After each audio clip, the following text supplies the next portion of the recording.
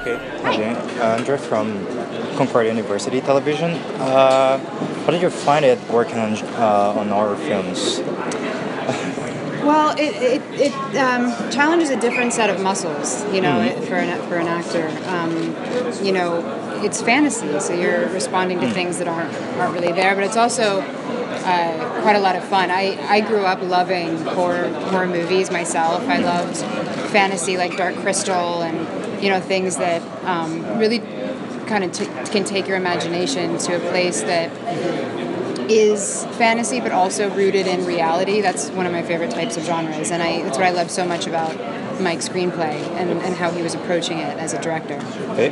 What about Jacob Tremblay? How did you find it working with him? He's lovely. I mean, he's really an extraordinary young artist. And it was just a pleasure to work with him, and I was every day in awe of how just natural he is and responsive, and I don't know how you kind of have all of that depth in a tiny little person, but he certainly has it. I think the two of you will make wonderful foster parents. Good morning. How are you? Who's that? That's our son, Sean. Where is he? He's in heaven.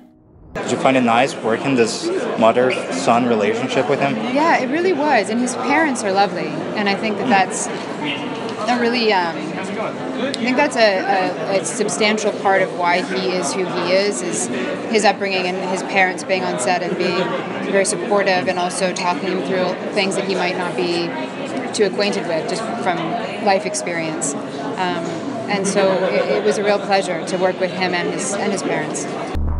That little boy's dreams come true. Where are they coming from? Real and true. But his nightmares, they're deadly.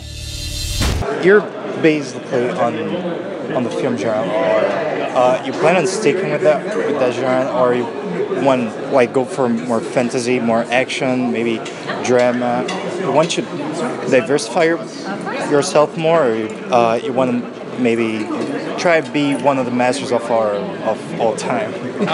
That's a very timely question. We've been talking a lot about that lately, actually. And yeah, I really want to diversify. And there are a number of the movies that I do, I don't think of them as horror movies. They just kind of go that, like this one I don't really consider a horror movie. Okay. But I want to do, the genre isn't important to me as much as the characters. And so it's like I want to do a movie that my son would love. So I'd love to do a family movie. I'd love to do a sci-fi. I'd love to do a movie about a shark because I love Jaws. It's like there's a lot of different kinds of movies I'd love to do.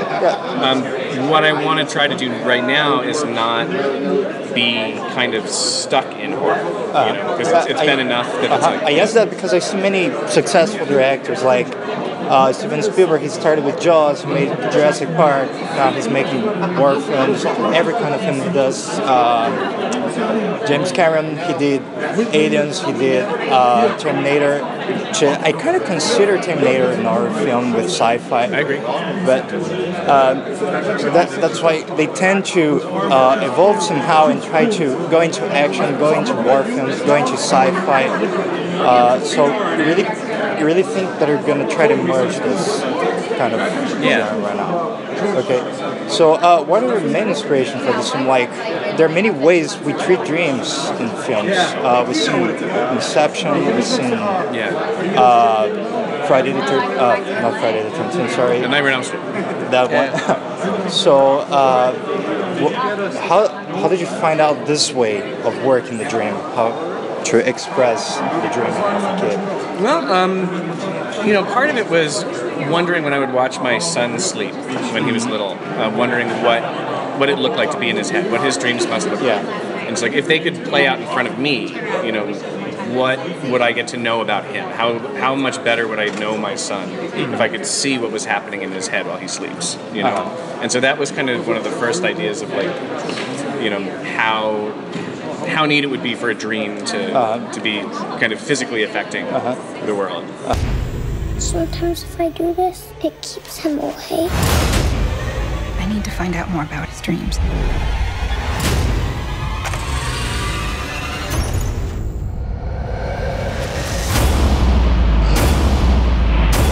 Cody, wake up!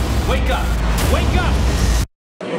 we're not alone in that idea. I mean, one of the better episodes of the original Twilight Zone was about a little boy.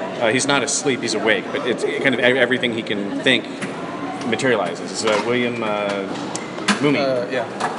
From Lost in Space. Yeah. I can't remember what the episode is called, but yeah, and so that's always stuck with me as when I was a kid watching that. I thought that was pretty incredible. I think it's called Fear Him. Mm-hmm. Yep. But that's right. But yeah, so it's like that idea of manifesting thought, you know. Just that fun. scene when he's starting to dream as a baby, it really reminded me of the first scene of the film Inside Out.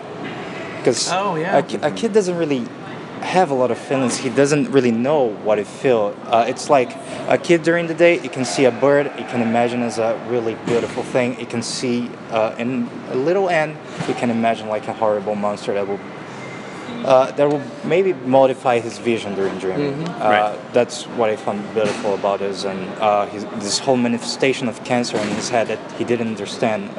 I found a real beautiful analogy. Thank you very much. I love that. Appreciate it, and I appreciate it. Spoke with a good word. Nice to meet you. Yeah, thank you. Thank you. Thank you so much.